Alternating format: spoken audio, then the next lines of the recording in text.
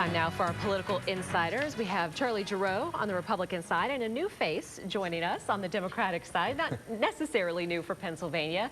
Mark Singal, thanks for joining us. Former Lieutenant Governor of Pennsylvania, also former acting governor at one point of Pennsylvania. So we are glad to have you filling in for Tony for a couple weeks. Yeah, Tony is on a little bit of medical leave. He's doing fine, we're told, recovering, right, Charlie? Back at home today, which is a great thing. It's a great thing. Picking up every day. All right, Tony, You're not off the hook, to get back, but I want to start with you, Mark Singal, if I can. The congressional research showing that the Obama administration reports more delays in the implementation of Obamacare, including the state exchanges, which Pennsylvania opted out of doing.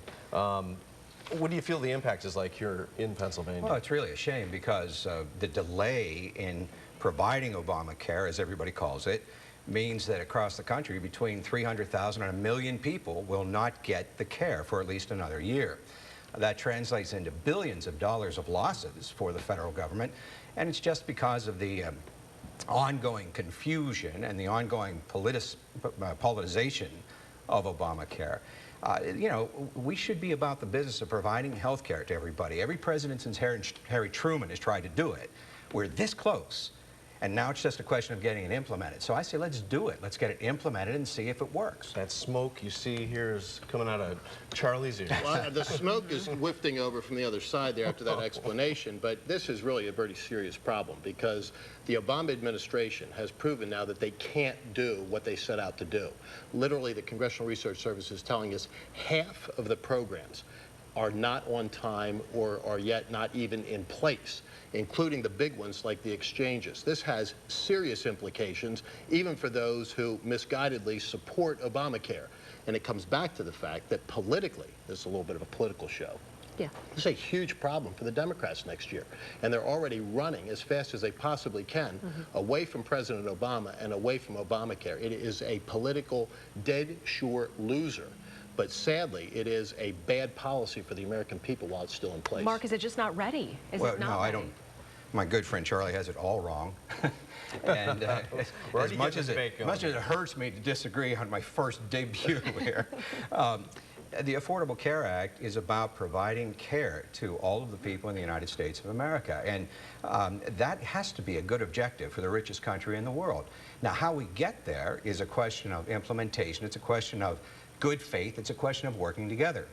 The reason that Obamacare has been slow in developing is that it's been opposed at every turn.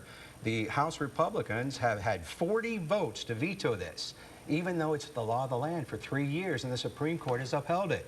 So it's running into these nonsensical kinds of political opposition. It really is something that we should be implementing, would save us $1 trillion over the next 10 years. Nice spin, but this has nothing to do with politics. This is the nuts and bolts, the blocking and tackling of putting together something which is unworkable, unmanageable. Jay Rockefeller, a Democrat, says that. Max Baucus, another Democrat, says that Obamacare is a train wreck. But the Republican side always says that. The Democrat side always says it's been the law of the land for 3 years. So I have to ask you, how is the politicking slowing down the implementation of the plan?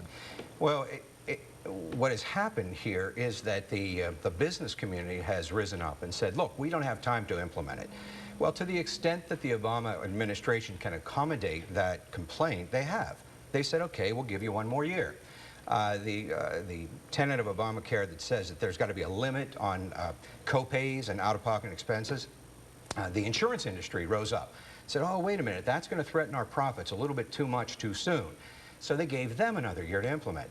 So the delay is not because it's complex or because it's not workable. It's because the administration is seriously bending over backwards trying to accommodate all the objections. Why haven't the exchanges been implemented, Governor?